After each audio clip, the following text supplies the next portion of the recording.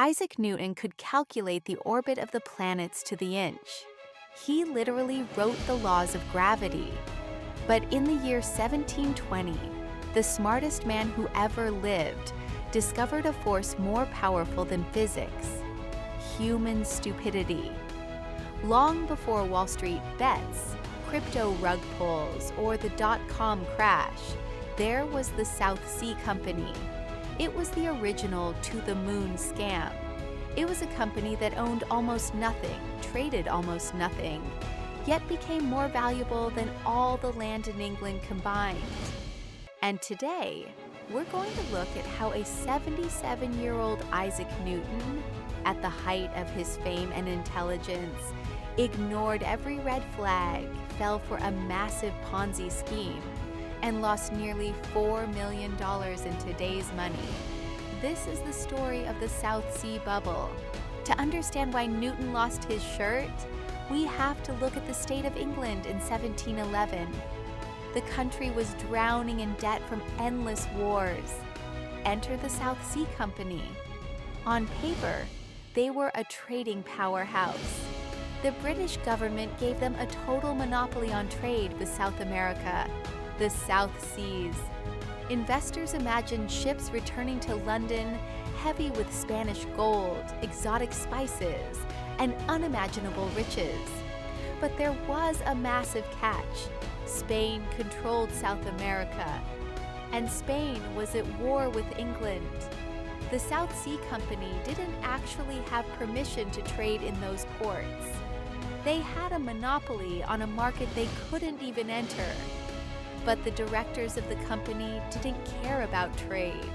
They were masters of a different craft: financial engineering. The directors, led by a man named John Blunt, realized they didn't need to sell spices. They just needed to sell shares. They began a massive marketing campaign, the 18th century version of viral hype. They spread fake news about secret treaties with Spain. They offered easy credit, allowing people to buy stock with money they didn't have.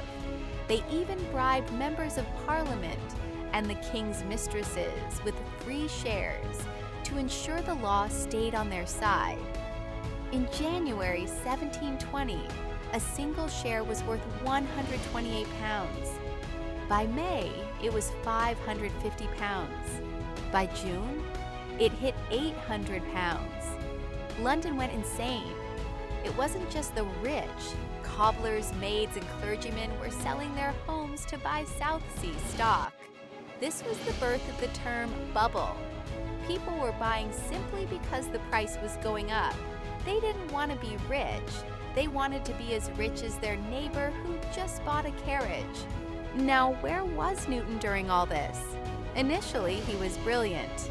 Early in 1720, Newton saw the madness for what it was. He bought shares early, watched them rise, and sold them in April for a massive 100% profit, pocketing about £7,000. He was safe. He had won. But then the worst thing happened. The stock kept going up. Newton watched from the sidelines as stupid people who couldn't solve a simple equation, were making 5 times more money than him. The FOMO, the fear of missing out, began to rot the mind of the world's greatest scientist. In June, at the absolute peak of the mania, Newton couldn't take it anymore. He jumped back in. He didn't just invest, he went all in. He poured nearly his entire life savings into the company at nearly £1,000 per share. He bought at the very top of the mountain. In August 1720, the music stopped. Insiders began to quietly sell their shares. The great fool theory had run out of fools. The crash was violent. In a matter of weeks, the stock plummeted from £1,000 to £150. London was in a state of total collapse. Thousands of families were ruined overnight.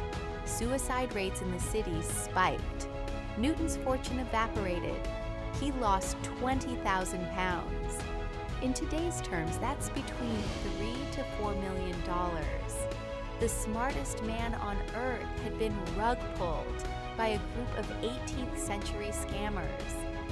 When asked about the disaster later, a heartbroken Newton famously said, "I can calculate the motion of heavenly bodies, but not the madness of people." Newton lived for another 7 years, but he forbade anyone from ever saying the word South Sea in his presence. The lesson here is timeless. Market bubbles don't care about your IQ.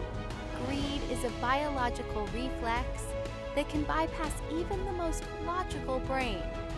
Whether it's tulips in 1637, South Sea shares in 1720, or the latest meme coin today, the physics of a bubble always stay the same.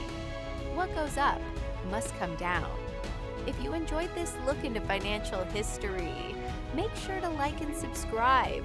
Next time we'll look at the man so rich his charity destroyed an entire country's economy. Thanks for watching.